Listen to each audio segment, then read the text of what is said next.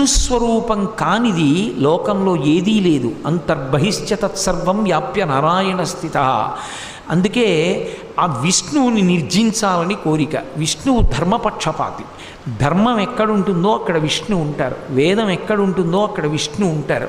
అందుకే శ్రీ మహావిష్ణువు ఎప్పుడూ దేనిని రక్ష చేస్తుంటారు అంటే వేదములను రక్షిస్తుంటారు.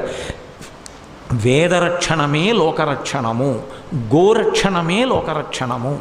ఈ విషయం బాగా స్థిరంగా ఉంచుకోవాలి. అందుకే మత్స్యావతారంలో ఆయన వేదములను రక్షించడానికి కారణమేమి అంటే వేదము ప్రమాణముగా మిగిలితే లోకము మిగులుతుంది. అందుకే వేదరక్షణమే లోకరక్షణము. ఆ రక్షణ ఎప్పుడూ చేసేటటువంటి విష్ణు భగవానుడి మీద వ్యతిరేకత పెంచుకోవడం అంటే ధర్మం పట్ల వ్యతిరేకత పెంచుకోవడం, వేదం పట్ల వ్యతిరేకత పెంచుకోవడం. ఆ వ్యతిరేకత పెంచుకున్న వాడికి ఆయుష్ క్షీణిస్తుంది తప్ప